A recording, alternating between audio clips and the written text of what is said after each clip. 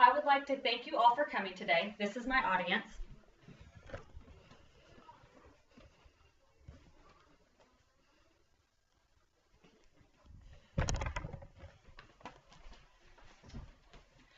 I am taking the following steps to obtain my business management degree by December of 2015.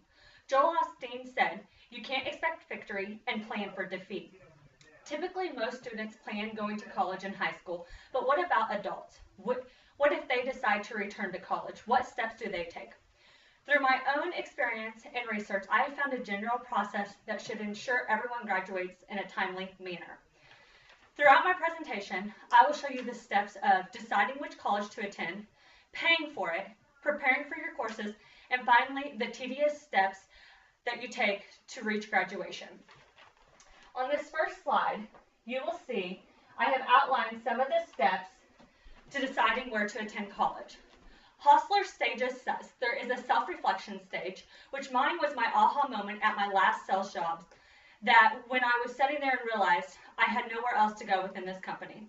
There is also a search stage that many go through. Mine was a 2-month process of checking out different universities. And finally, there's a choice stage. Mine was when I decided last April to attend Northwest Missouri State University for the upcoming fall semester. There is also a focus group that says there's 3 major factors that many students look at when determining where to go. First is convenience. I looked at driving distance and how often I need to be on campus to make my decision. The second is cost. I needed a reasonable university as we only have 1 income and 2 children while I was going to school. And finally, the course study. I needed a university that offered online-only courses in business management. On this next slide, I will discuss the cost of college. 7 out of 10 students graduate a 4-year university in debt, and that debt is on average $30,000. That is 70%. This was a big factor for my husband and I. I was scared to death about what it was going to cost for me to attend college. But there are many programs that are there to help you. There's federal aid programs such as work study, loans, and grants. The U.S. Department of Education alone gives out $150 million a year in student aid.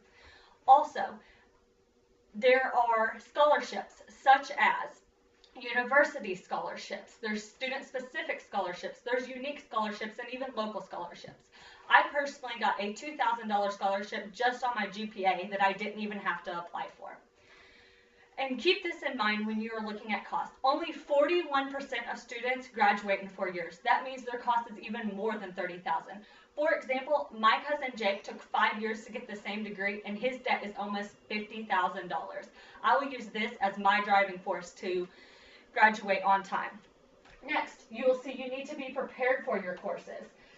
My advisor, Dr. Blackburn, has said you can never plan too far ahead when looking at courses.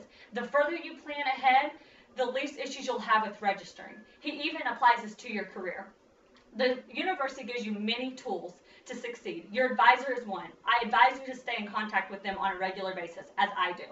You also need to look at degree audit. It tells you what classes you've taken, what ones you're currently enrolled in, and what classes you still need. You can also make a course outline document that tells you what classes to take each semester to make sure you stay on track and meet prereqs. And finally, you need to make sure you don't deviate from your plan. The more you deviate, the longer it's going to take to graduate. You also need to be prepared for your actual classes. You need to make sure you schedule your due dates. Make sure you reach them. You need to participate, whether it's in class or online lectures. And finally, you need to make sure that you are studying. Studying is key in succeeding in college. And don't be afraid to apply for internships.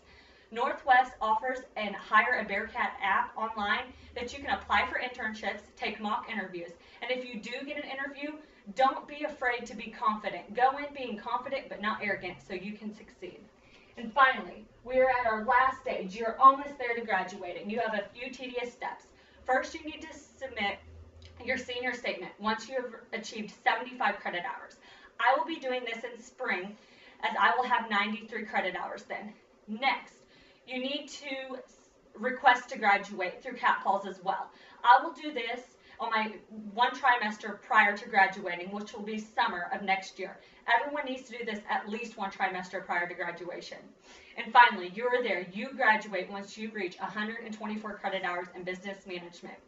As you can see, there are many steps to follow to make sure you succeed in graduating on time. First, you need to decide on a university that is right for you, plan a course of payments, prepare for your courses, and finally the last tedious steps to graduating.